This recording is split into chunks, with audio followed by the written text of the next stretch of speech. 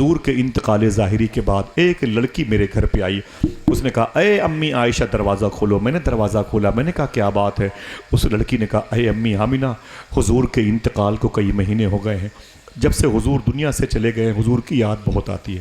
دل بڑا بے چین رہتا ہے. کوئی ہنستا ہے تو دل کو تکلیف ہوتی ہے, کوئی مسکراتا ہے تو دل پر پتھر گرتا ہے. مدینے میں چاند نکلتا ہے تبھی اچھا نہیں لگتا, مدینے میں سورج چمکتا ہے اندھیرے پن کا احساس ہوتا ہے. اے امی عائشہ اگر آپ کو زحمت نہ ہو تو ایک مرتبہ مجھے حضور کی قبر کی زیارت کرا دیجیے.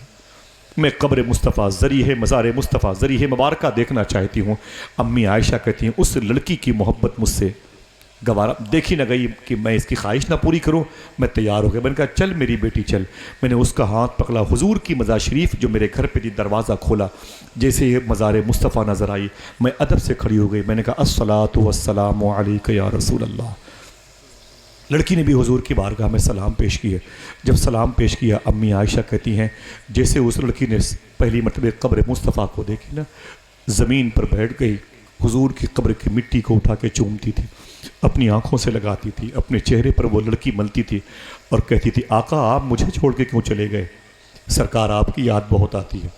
حضور میرا شوہر بھی ہے, میرے بچے بھی ہیں, میرے باپ بھی ہیں, میرے گھر کے ہر فرد موجود ہیں, لیکن زندگی تو آپ کی وجہ سے تھی. آپ ہی میری جان, جان ہے تو جہان, آپ میری خوشیاں. حضور آپ تشریف لے گئے. اس غریب پر کرم فرمائے سرکار, بغیر آپ کو دیکھے ہوئے سکون نہیں ملتا. بڑی مشکلوں سے اتنے دن میں نے گزارے ہیں, اتنا دن میں نے صبر کیا, اب صبر نہیں ہوتا. حضور کرم فرمائے یا تو باہر نکل کے اس کنیز کو اپنے تلوے کے نیچے رکھیں, یا تو آپ جہاں ہیں مجھ پر وہیں بلا لیں. میرے آقا مجھ پر کرم فرمائے, اب میں بغیر آپ کے جی نہیں سکتی, رہ نہیں سکتی, سانس نہیں لے سکتی. امی عائشہ فرماتی اتنا کہہ کے وہ حضور کی قبر شریف کے قریب لیٹ گئی اور سرکار کی قبر شریف پہ اس کا سر رکھا ہوا تھا. امی عائشہ کہتی ہیں میں حضور کی بارگاہ میں قرآن کی تلاوت کر رہی تھی. تھوڑی دیر کے بعد میں نے سوچا اس لڑکی کو اٹھا لیں اور کہیں گے بیٹے چل اب دیر ہو گئی ہے. امی عائشہ کہتی جب میں بیٹھی اسے اٹھانے کے لیے تو ٹس سے مس نہ ہوئی. جب میں نے اس کی نبض دیکھی ٹٹول کر کے تو خدا کی قسم امی عائشہ فرماتی ہیں اس لڑکی کا قبر مصطفیٰ کو پکڑ کر کے لپٹے ہوئے انتقال ہو چکا تھا. یہاں لڑکیاں کیسی تھی جو حضور سے محبت کرتی تھی. اے میری بہنوں تم پر بڑی ذمہ داریاں ہیں, بہت بوجھ ہیں اسلام کے. جب تم خوشبو لگا کے گھر سے باہر نکلتی ہو شیطان تمہارے پیچھے. جب تم کسی چاٹ کسی چائے والے ہوٹل والے کے ہاں کھڑی ہو کے کھانا پینا کھاتی ہو ہزار چہرے تمہیں دیکھتے ہیں. میں تم سے ہاتھ جوڑتا ہوں, تمہیں اللہ کے نبی کی بیٹی مختومہ فاطمہ کے سامنے کھڑے ہونا, تمہیں حضور کے سامنے کھڑے ہونا ہے, تمہاری اولادوں کو عاشق رسول بننا ہے. میں تم سے مؤدبانہ گزارش کرتا ہوں جب بھی اپنے گھر سے نکلنا تو بغیر وضو کے نہ نکلنا. جب بھی اپنے گھر سے نکلنا تو عطر کوئی خوشبودار چیز لگا کے نہ نکلنا. اگر تمہیں خوشبو لگانے کا شوق ہے تو اچھی کوالٹی کے عطر منگاؤ, 200-400-500 روپے کے. ان عطر کو منگا کر کے وضو بنا کے اپنے ہاتھوں میں لگا کے جزدان پہ لگا دیا کرو. قرآن کی آیتوں کی وجہ سے تم بھی مہکو گی, تمہاری اولادیں بھی مہکیں گی. کبھی کبھی اس عطر کو مصلے پر سجدہ کرنے کی جگہ پہ لگا دیا کرو تاکہ سجدہ کرنے میں جاؤ تو خوشبوؤں کی وجہ سے کچھ تسبیح اور بڑھانے کی توفیق مل جائے. کبھی کبھی جمعرات کو ہر جمعرات کو غوث پاک کے نام سے نیاز کراؤ تو اپنے گھر کے پردوں کو خوشبوؤں سے بساجو. کوئی پوچھے کیا بات ہے, کہنا غوث اعظم آنے والے ہیں, آج مدینے والے آقا میرے گھر پہ آنے والے ہیں. آوارہ گردی مناسب نہیں ہے. اور اے مسلمانوں کے بچوں تمہاری یہ پھٹی ہوئی پینٹ یہ زلفیں تمہیں ڈبو دیں گی. تمہاری بہنیں تمہاری بچیاں جو ہیں آنے والے دنوں میں ان کو 30 سال کے بعد جو چاہے گا تمہارے گھروں میں گھس کر کے ان کی عزتیں لوٹ کے چلے جائے گا اور تم نشے کی حالت میں کسی بیئر بار میں پڑے رہو گے. لہٰذا ضروری یہ ہے کہ آج سے اپنے آپ کو پاکیزہ کرو. 2 کام کرنے کا وعدہ کرو انشاءاللہ, بس 2 کام انشاءاللہ. بولے کوئی مشکل نہیں. ایک کام یہ ہے کبھی جھوٹ نہ بولنا انشاءاللہ, سچ بولنا انشاءاللہ. ہاتھوں کو اٹھائیں. کوئی مشکل کام ہے؟ اتر پردیش کے سی ایم صاحب نے منع کیا ہے اگر مسلمان جب تک جھوٹ نہیں بولے گا اسے رہنے نہیں دیا جائے گا. ایسا تو کوئی قانون نہیں, کوئی پابندی ہے؟ بولو بھائی کوئی پابندی ہے؟ آپ یار 1300 روپے 1800 روپے 2200 روپے کا جوتا استعمال کر لیتے ہو, لیکن کبھی حضور کی ایک بات پر عمل کرنے میں دقت محسوس ہوتی ہے. پہلا کام تو سچ بولنا انشاءاللہ. دوسرا کام اگر کہو عمل کرنے کی خواہش ہو تو بتا دوں, ورنہ مجھے معاف کرنا. بتا دوں؟ ہاتھوں کو اٹھاؤ, بتا دوں انشاءاللہ. کوئی قسم نہیں کھلا رہا ہوں, آپ آزاد ہیں, جو چاہے کرے. اپنی قبر میں آپ اکیلے جائیں گے, مگر میری ذمہ داری ہے ان لوگوں نے 10-10 روپے بھیک مانگ کے مجھے بلایا ہے، مجھ جیسے خنزیر کے سے بدتر انسان کو بلایا ہے، آپ کے پیروں کے نیچے رکھا ہے، یا تھوڑی سی میری بات مان لو، غوث پاک کے جد کریم کا واسطہ صحیح بتاؤ کہ کیا اس کام کو کر سکتے ہو جو کام غوث پاک نے فرمایا تھا؟ پہلا کام سچ بولنا ہے، دوسرا کام حلال کھانا ہے۔ ہاتھوں کو اٹھاؤ، ایسا کر سکتے ہو؟ انشاءاللہ بولو یار۔ جلسہ 10 سال میں کرنا، پھر 10 سال میں، 10 سال میں کوئی جلسہ مت کرنا، لیکن اگر آپ نے سچ بولنا اور حلال کھانا شروع کر دیا تو خدا کی قسم ہر دن آپ کو جلسے کا ثواب ملتا رہے گا۔ ہر سال جلسہ کرتے ہیں، ہر سال وہی جھوٹ وہی حرام، تو پھر جلسہ کرنے سے کیا فائدہ؟ ان 2 باتوں پر عمل کرنے میں دشواری ہے۔ صوفیہ فرماتے ہیں جو حرام کھاتا اور کھلاتا ہے اس کے بچے آوارہ ہوتے ہیں، نشے کے عادی ہوتے ہیں، بیئر بار میں جاتے ہیں، کمپوز ایویل کھا کے کوک سیرپ پیتے ہیں، افیون چرس کھاتے ہیں، چرس پیتے ہیں، اس کا استعمال کرتے ہیں، چھوٹی چھوٹی عمروں سے سگریٹ کی طرف مائل ہوتے ہیں، بعد میں شراب کی بوتلیں اپنی جیب میں رکھ کے شادی کے منڈپ میں ناچتے ہیں، پھر یہی کسی کرائم میں پکڑے جاتے ہیں، پولیس انکاؤنٹر کر دیتی ہے تو لوگ کہتے ہیں کہ مسلمان مار دیے گئے۔ افسوس، اگر باپ نے حلال کھایا ہوتا تو یہ بنیاد ایسی نہیں۔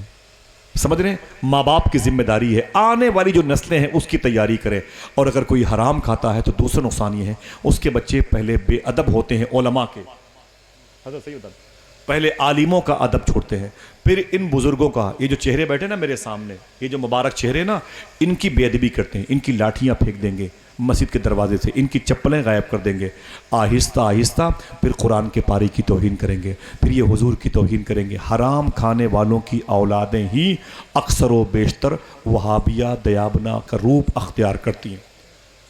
میری بات سمجھ رہے ہیں؟ اگر آپ نے اپنے بچے کو حلال کھلایا ہے، حضور سید شباہت میاں غوث پاک کے شہزادے آج میرے علاقے میں تقریر کر رہے ہیں، میں ان کے نام کی برکت یہاں بانٹ رہا ہوں، سبحان اللہ۔ وہ کہتے ہیں کہ بابا فرید گنج شکر نے اپنی ماں سے کہا تھا، اے میری ماں، تیرا بیٹا فرید بہت بڑے مرتبے پر فائز ہے۔ کہا کیوں؟ کہا جو فرید کو دیکھتا ہے وہ کلمہ پڑھ لیتا ہے، جو فرید کو دیکھتا ہے شرابی توبہ کر لیتا ہے، جو فرید کو دیکھتا ہے زانی زنا سے توبہ کرتا ہے۔ تو آپ کی ماں نے کہا تھا نا نا نا میرے بیٹے، اے فرید اس میں تیرا کوئی کمال نہیں ہے، یہ کمال تو میرا ہے۔ بابا فرید نے کہا میری ماں اس میں تیرا کمال کہاں سے ہے؟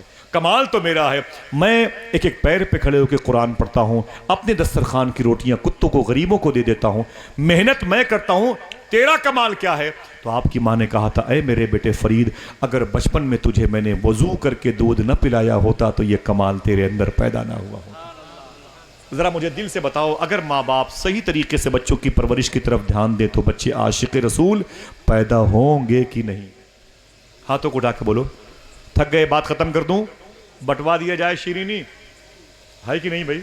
نہیں، لوگ ہمیں سے پوچھے کہاں ہے شیرینی؟ ہاں ذرا محبت سے کہہ دو سبحان اللہ۔ یار رات بڑی مبارک ہے، 2-4 منٹ دے سکتے ہو؟ اپنے ماں باپ کے نام پر بولو سبحان اللہ، اونچی بولے۔ کوئی آدمی ہے ایسا جو حضور کے نام پر کھڑے ہو کے ایک نعرہ اور بلند کر دے؟ حضور کے نام پر اس میں سے کوئی آدمی نہیں بھائی، کون سی مخلوق ہے؟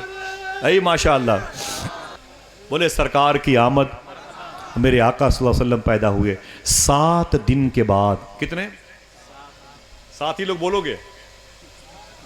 7 دن کے بعد اسی مکہ شریف میں 200 کلومیٹر کے فاصلے سے کچھ عورتیں آئی ہیں، ان کا کام تھا امیروں کے غریبوں کے بچے لینا، ان کو 2 سال تک دودھ پلانا، اس کے بدلے میں محنتانہ اجرت مزدوری لینا۔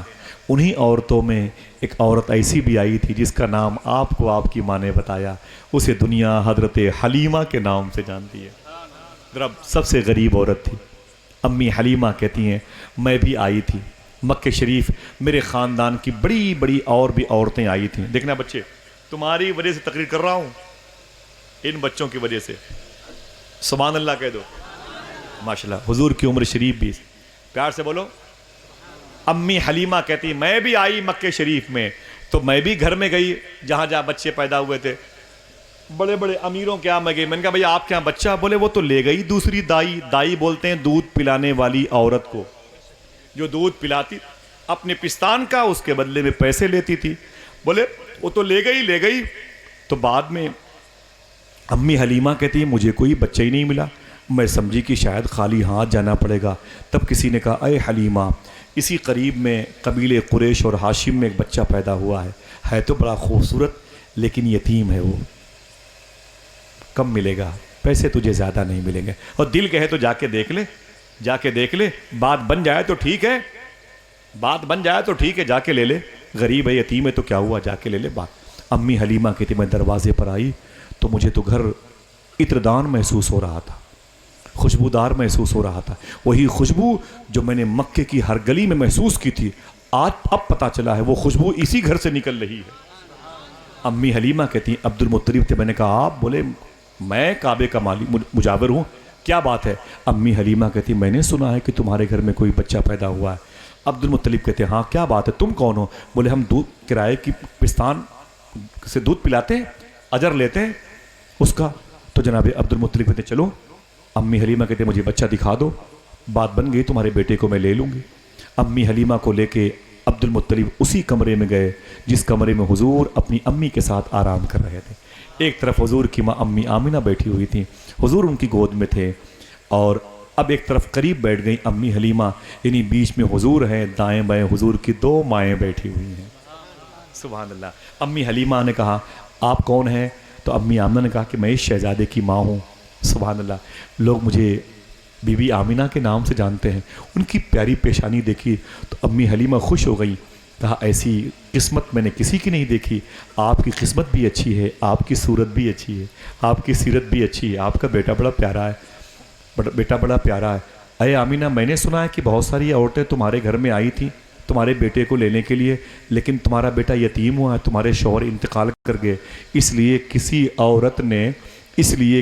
عورت نے تمہارے بیٹے کو لے کے جانے میں بہتری نہیں سمجھی، اور پیسے کچھ ملیں گے نہیں، غریب عورت ہے، یتیم بچہ ہے، شاید کسی عورت نے تمہارے بیٹے کو قبول نہیں کیا غریبی کی وجہ سے۔ اتنا سننا تھا۔ امی آمنہ بولی اے حلیمہ چپ، کیا بولی؟ میرے بیٹے کو کسی عورت نے قبول نہیں کیا یتیمی اور غریبی کی وجہ سے۔ سن، یہ مت کہے، یہ کہنا ہے تو پھر یہ کہے کہ میرے بیٹے نے کسی دوسری عورت کو قبول نہیں کیا، ہاں میرے بیٹے نے انکار کر دیا، تو کیا چاہتی ہے؟ اگر میرا بیٹا تیرے ساتھ جائے گا تبھی تو لے جا سکتی ہے، میرا بیٹا ایسا ویسا نہیں ہے، میرے بیٹے کو اللہ بڑی بلندیاں عطا فرمانے والا ہے، بڑی بلندیاں عطا فرمانے والا ہے۔ امی آمنہ سے امی حلیمہ نے کہا ٹھیک ہے، میری گود میں آپ اپنے بیٹے کو عنایت فرما دیں۔ جیسے امی حلیمہ نے اپنے آنچل کو پھیلایا، امی آمنہ فرماتی میں اپنے گود میں لے کے حضور کو اٹھا کے دینا چاہتی تھی، امی حلیمہ کی گود میں حضور مجھ سے پہلے اچھل کر کے اپنی امی حلیمہ کی گود میں چلے گئے۔ جیسے حضور امی حلیمہ کی گود میں گئے، امی حلیمہ نے اپنا کپڑا اٹھایا اور اپنے داہنے پستان مبارک کا دودھ پلانا شروع کر دیا۔ ہے کون سے پستان کا؟ آواز نہیں آئی؟ سب کی آواز؟ حضور صلی اللہ علیہ وسلم کو امی حلیمہ نے سب سے پہلے کون سا پستان مبارک دیا؟ داہنا۔ جب دودھ پلا چکی تو حضور کے چہرے کو پھیر کر کے بائیں پستان کو پلانا چاہا تو حضور نے انکار کر دیا۔ حضور نے انکار کر دیا۔ مدینہ شریف میں کسی غلام نے حضور سے پوچھا تھا آقا آپ نے امی حلیمہ کے ایک ہی پستان کا دودھ پیا ہے، ایک پستان کا دودھ کیوں نہیں پیا ہے؟ جو جاگ رہا ہے وہ سبحان اللہ ضرور کہے گا، اور جتنے لوگ سبحان اللہ کہیں گے اس کا ثواب سب سے پہلے اس قبرستان کے مردوں تک پہنچے جو آج جن کی اولادوں نے حضور کی آمد کی خوشی منائی ہے۔ انشاءاللہ کہہ دیں، انشاءاللہ بولے آپ۔ پہلے جملہ سنیں، حضور نے فرمایا کہ ہاں میں نے بچپن میں دودھ پینے کے دنوں میں ایک ہی پستان کا دودھ پیا، ایک پستان کا دودھ نہیں پیا۔ پوچھا گیا آقا کیوں؟ تو میرے آقا فرماتے میری سگی ماں کا نام تھا آمنہ، امی آمنہ، اور میری حلیمہ میری سگی ماں نہیں تھی، وہ تو میری دائی تھی، دودھ پلانے کے لیے لے گئی تھی، ان کے شوہر کا نام تھا حارث، خاندان کا نام تھا سعد، ان کے 6-7 سال کی ایک بیٹی تھی جس کا نام تھا سیما، ان کا ایک بیٹا تھا جس کا نام عبداللہ تھا جو 1 سال کے آس پاس تھے۔ حضور فرماتے ہیں میری ماں حلیمہ کا ایک بیٹا ان کے شوہر سے تھا جس کی عمر 1 سال کے آس پاس کی تھی، اس کے دودھ پینے کی عمر تھی، میں نے ایک پستان کا دودھ اپنے لیے استعمال کیا اور ایک پستان میں نے اپنے سگے بھائی امی حلیمہ کے بیٹے کے لیے چھوڑ دیا تھا۔ میرے امام نے کیا کہا تھا؟ بھائیوں کے لیے ترک پستہ کریں، بچپنے کی عدالت پہ لاکھوں سلام، یا دودھ پیتوں کی نسبت پہ لاکھوں سلام، بولے سرکار کی آمد۔ اسی ہندوستان میں 25 سال پہلے پارلیمنٹ میں ایک شخص نے کہا تھا مسلمانوں کے نبی نے انصاف نہیں کیا۔ جتنے میرے ہندو بھائی بھی کہیں سنتے ہوں تو غور سے سن لیں، تو ایک ممبر آف پارلیمنٹ تھے، مسلم تھے، یہ بات انہوں نے خود مجھ سے بتائی، کہنے لگے کہ میں موجود تھا جب یہ کہا گیا کہ مسلمانوں کے نبی نے انصاف نہیں کیا، تو میں نے کہا یہ کیسی بات کرتے ہیں اسمبلی کے اسپیکر کی، مسلمانوں کے نبی نے انصاف نہیں کیا؟ ارے ان کے انصاف کو دیکھنا ہے تو ان کا بچپنا دیکھ لو، جب اپنی ماں حلیمہ کا ایک ہی پستان کا دودھ پی کے ایک کو چھوڑ رہے ہیں دوسرے بھائی کے لیے، جس کے بچپن کے انصاف کا یہ عالم ہے، اس کی جوانی کے انصاف کا عالم کیا ہوگا؟ 1 منٹ ٹھہر جائیں دیا والو، اگر دل کہے تو کل اسے کسی کاغذ پہ لکھ کے فوٹو لے لینا اور اس کو سیو کر لینا۔ معلوم ہے کیا ہے؟ اللہ کے نبی صلی اللہ علیہ وسلم نے پورے دودھ پینے کے ایام میں، دنوں میں امی حلیمہ کے ایک ہی پستان کا دودھ پیا ہے، ٹھیک، لیکن کون سے پستان کا؟ تو صرف دائیں پستان کا، صرف، اونچی بولو، کبھی حضور نے امی حلیمہ کے بائیں پستان کا دودھ نہیں پیا؟ پی سکتے تھے نا بھائی، ایک ہی پینا تھا تو بائیں کا پی لیتے، دایاں عبداللہ کے لیے چھوڑ دیتے، سمجھ رہے ہیں آپ؟ لیکن پیارے آقا صلی اللہ تعالی علیہ وسلم ہمیشہ دایاں پستان کا دودھ پیا۔ آج کی سائنس جب اس پر ریسرچ کرتی ہے کہ عورتوں کے دونوں پستان میں دودھ کیا برابر ہوتا ہے یا کم ہوتا ہے یا زیادہ ہوتا ہے، اگر واقعی آپ ذہین ہیں، عاشق ہیں، تو تڑپ کے سبحان اللہ ضرور کہیں گے، میرا دل کہتا ہے، آواز آئے گی انشاءاللہ بلند لہجے کی۔ معلوم ہے کیا ہوا؟ سائنس کہتی ہے جب چیک کیا گیا کہ عورتوں کے پستان میں دائیں میں دودھ کم ہوتا ہے یا بائیں میں، یا برابر ہوتا ہے یا زیادہ ہوتا ہے، تو سائنس کی تحقیق نکل کر کے سامنے آئی کہ عورتوں کے دائیں پستان میں دودھ کم ہوتا ہے، بائیں میں زیادہ ہوتا ہے۔ حضور نے کم دودھ والے پستان کا استعمال کر کے یہ بتا دیا، میں بھوکا رہوں یہ چلے گا، میرا بھائی عبداللہ بھوکا نہ رہے۔ ہائے ہائے ہائے، سمجھ گئے آپ؟ ذرا محبت سے کہہ دو سبحان اللہ، بول دو سرکار کی آمد، سرکار کی آمد۔ امی حلیمہ کہتی میں حضور کو لے کر کے 200 کلومیٹر اپنی پرانی وہی سواری اونٹنی سے چلی تو سب سے آگے ہو گئی، پوری کہانی آپ کو یاد ہے۔ امی حلیمہ کہتی میں حضور کو لے کے 200 کلومیٹر کے قریب قبیلے بنو سعد ہے، وہاں تک آ گئی، کہانی ختم، تقریر ختم، سلام پڑھنے تیار ہو جائیں آپ۔ اللہ کا شکر ہے کہ میں نے امی حلیمہ کے اس گھر میں نماز پڑھی ہے جس گھر میں حضور کا بچپن گزرا ہے۔ میں نے وہاں پر رمضان کے دنوں میں افطاری کی ہے، علامہ شہادت علی نظامی جیسے مقبول خطیب بھی تھے میرے ساتھ، سید صاحب وغیرہ کافی لوگ تھے۔ انشاءاللہ چلیں گے، انشاءاللہ بولو، ایسی حضور کے نام پہ مجلسیں سجاتے رہو گے، مدینے جاؤ گے انشاءاللہ، اور پھر بغداد بھی جاؤ گے انشاءاللہ۔ معلوم ہے کیا ہوا؟ جیسے امی حلیمہ پہلی مرتبہ حضور کو لے کر کے اپنے گھر میں گئی نا، ان کے گھر کے آنگن میں ایک کھجور کا پیڑ تھا، ایک کھجور کا پیڑ تھا، وہ پیڑ مرجھا گیا تھا، مر گیا تھا، اسے کاٹنا تھا جلانے کے لیے، کسی کام کا نہیں تھا۔ امی حلیمہ کہتی ہیں جیسے میں حضور کو لے کے گھر میں داخل ہوئی، دیکھنا کتنے لوگ سبحان اللہ کہتے ہیں جاتے جاتے، امی حلیمہ کہتی ہیں وہی پیڑ پھر سے ہرا ہو گیا۔ اللہ سلامت رکھے میرے بھائیوں کو، پھر سے کہہ دو سبحان اللہ۔ دیکھ لو ماں بہنیں، دیکھ لو پردے کی اوٹ سے اپنی اولادوں کو دیکھ لو، سبحان اللہ۔ اللہ ان بچوں کو عاشق رسول بنائے، تمام تر بدعقیدوں کے فتنوں سے بچائے۔